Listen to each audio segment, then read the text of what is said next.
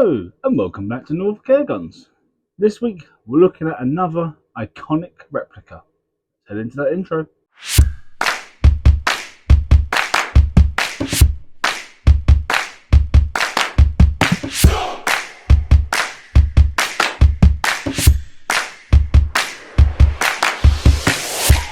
So what we're looking at then, and this week, as I said, it's iconic.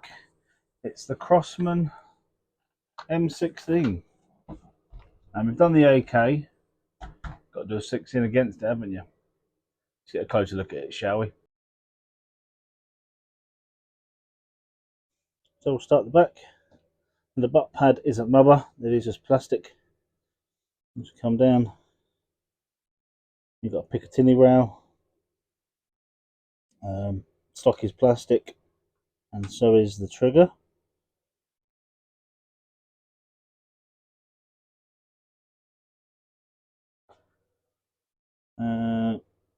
Brake barrel, obviously, and that is where when you break it, you pop your barrel will come up there, so it's only a very small barrel. Other than that, it's got no bells or whistles, so nothing grand to tell you about it. And on to the features of the M16. It's a GRS single shot brake barrel rifle, and this is designed to look like the iconic American rifle, which started being made in the 60s and is still being made today. The rifle claims to have great power, and this is due to the Crosman nitro piston, which is inside. So this should give you a bit more longevity as it's a gas ram. It comes with sling loops and a scope rail mount system, the Picatinny rails. So nice and easy. The magazine does come off, but I don't know why, because other than holding pellets, it doesn't have much of a use. I don't understand. It has got a 2-stage adjustable trigger. I don't know if it's any good, but we'll see. And it's ambidextrous, so it's good for you lefty and righties. And now, technical bits. The M16 comes in 177. I can't find it in any other caliber at all. So the total length of the gun is 40 inches, that's 102 centimeters, with the barrel only being 15 inches, that's 38 centimeters. Quite a heavy rifle. It's 3.1 kilos, so about 7 pounds.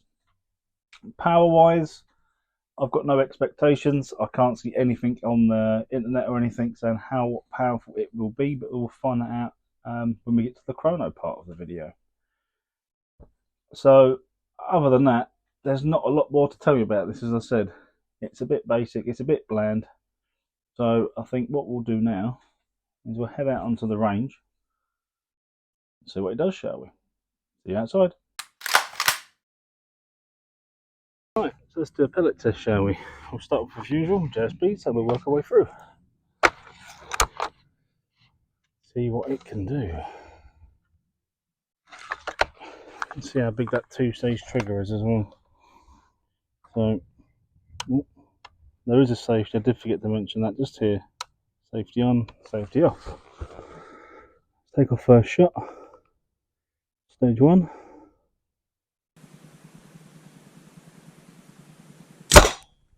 There's a fair amount going on there, isn't there?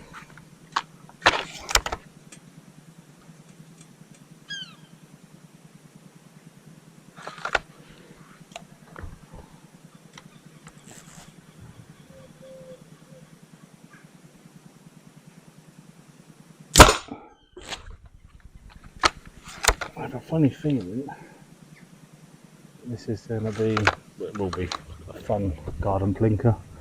There is no funny feeling about it.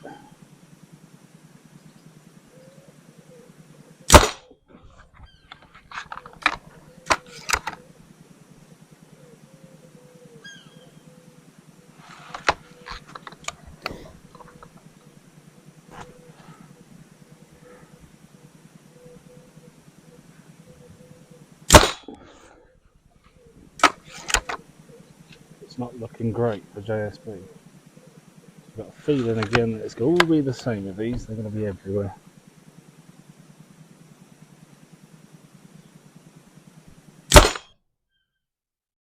Never mind. Right, So that's JSB. Let's test the other pellet, shall we?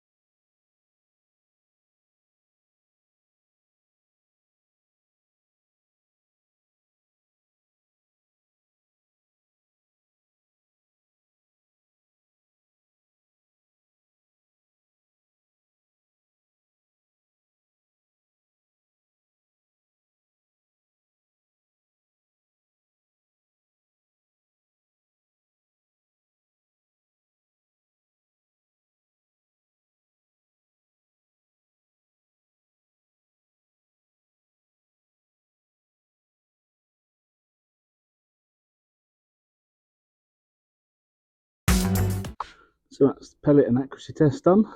Let's head back in the cave and have a comparison. There we go, 8 rounds of pellet test. So started off here with JSB, not very good. On to QIS. Air arms. Now, I was told by the person that's loaned me this gun that it liked air arms. I don't think it does. Spitfires.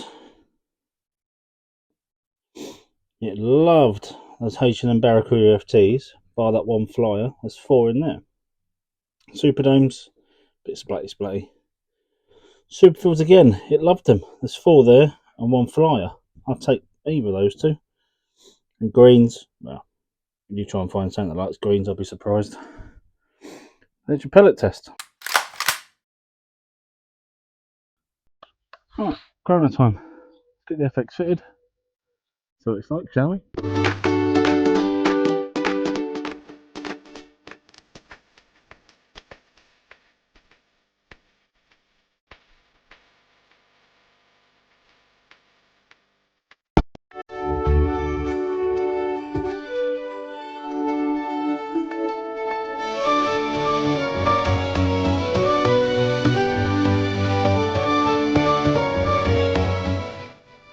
That's the chronoing done.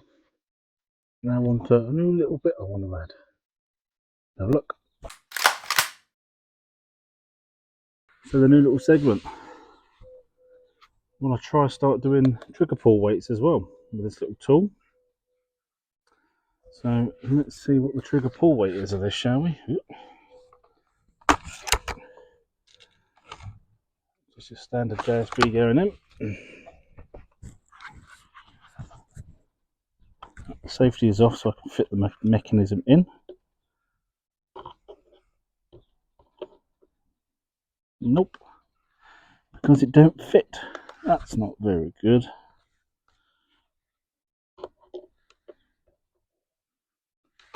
Right, let's have a look. Ooh, this is a lot trickier than it looks. I'm pointing down to the ground, by the way. I'm not pointing at anything.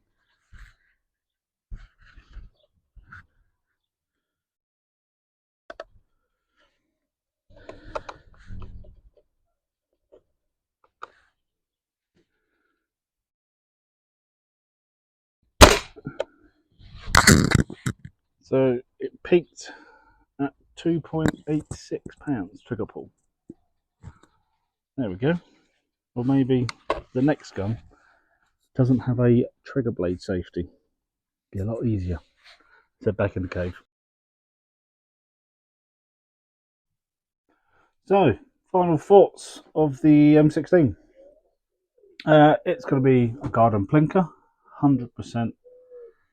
It does have a bit of kick, but it's not overly powerful. It's a nice gun. It feels nice, even though it is all plastic, which I'm not a big fan of, but it does feel nice. I still don't understand the point of the magazine, other than just for storage, because it doesn't do anything. It's just a little hole. I don't know why that's there. Get on there. It's pretty accurate, I suppose. It's not a competition winning rifle. It ain't going to happen. It did quite well with those H&Ns, Barracuda FTs, and the H&N, the RWS Superfields. Power wise, it was pretty good. So it maxed out on those 10 shots. I'll put it back here. So it maxed out at 9.4, and the lowest it went in those 10 shots. Sorry, it maxed out at 9.7, and the lowest it went was 9.4. And the trigger, not particularly heavy, 2.86 pounds. That's pretty decent. I'm just not a fan of the front trigger blade safeties because it did get in the way in a bit, as you saw. But other than that, it is a good little fun gun. They're relatively cheap, from what I remember. I believe they're sub 200. But yeah, good little fun gun. Take down the range and have some fun. I think what I need to do next, I need to do an AK versus an M16 soon. That video's got to come up. So if I can keep hold of this for a little bit longer, and I can get, it's the same person who loaned me this also loaned me the AK. So if I can also loan his AK at the same time, we'll do a side-by-side comparison. M16 versus AK. Two classic icons. Right, enough of me waffling. Thank you guys for watching. Bye-bye for now.